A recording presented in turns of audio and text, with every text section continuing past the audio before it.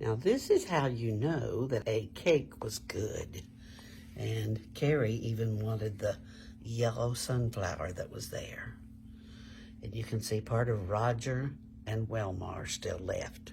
That's probably pretty well true of after 54 years, a part of Roger and part of Wilma are left. What a wonderful cake. That was from the church. How beautiful. Just look at that. The Rose of Sharon.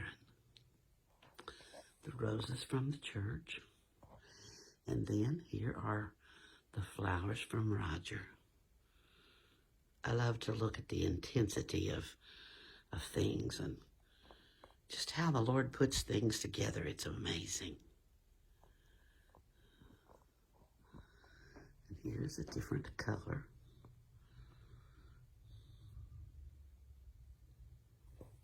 Kind of a shot of all of them.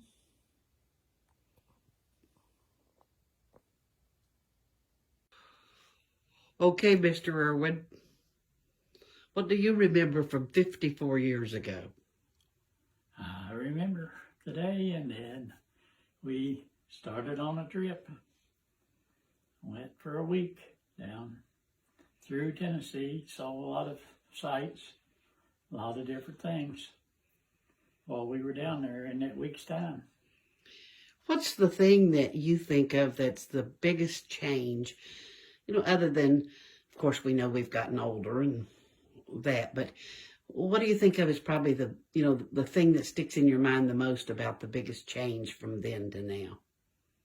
Well, I don't know, probably then we were working every day and whatever, and now we're not really working a public job as we did then, but seems like we don't have any time, even though we're retired, that we're working the church, putting a lot of time in there, and babysitting and put a lot of time in with the girls. And so it's still, you just don't have time to do anything. Time is a thing that's changed somehow or another. Slipping away, isn't it? Yep. And just think of the 54 years. Seemed like it was like yesterday almost, not 54 years ago. So what sticks to your mind about when you think about the wedding that day? What comes to your mind about that? Well, I think of how many of the older people that was there, and none of them are around today. I think of your brother Dorson. He was always so quiet, and we never knew he was there until all the pictures came back.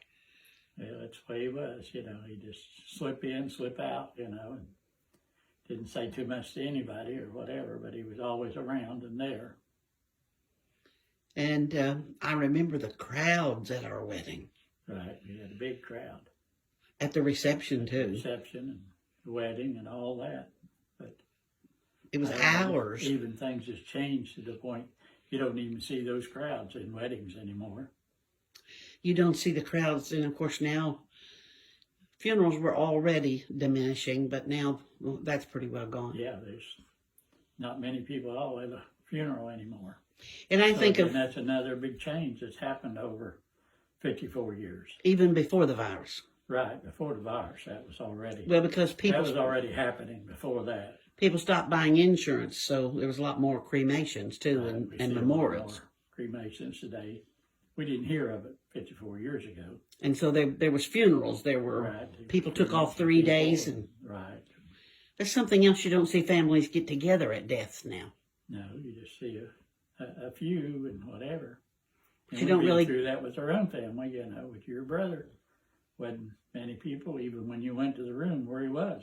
Wasn't room for a crowd like you see around today, or like we were used to 54 years ago. Yeah, in Oklahoma, that's the way they were doing it. That's the way they were doing it.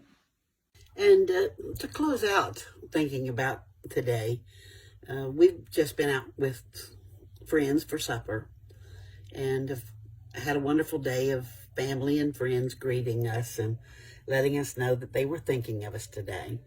But I want to share with you that today is my father's birthday. He would have been 105 today.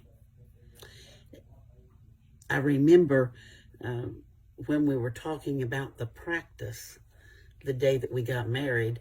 We had the practice the night before, and when it came time to go, he said, "I'm not going to practice." And I said, "Well, Dad, you have to go practice." And he said, "I don't have to practice. I have to give you away tomorrow, but I don't have to practice it." And he loved Roger, but he just didn't like the idea. I guess no father does, of seeing, it's an empty house, isn't it, when one moves out, even though soon your heart adjusts and you know they have a home. I want to thank the Lord for our 54 years together. I want to thank him for all the blessings, and I ask blessings upon you. Thank you for making our day a wonderful day. God bless you.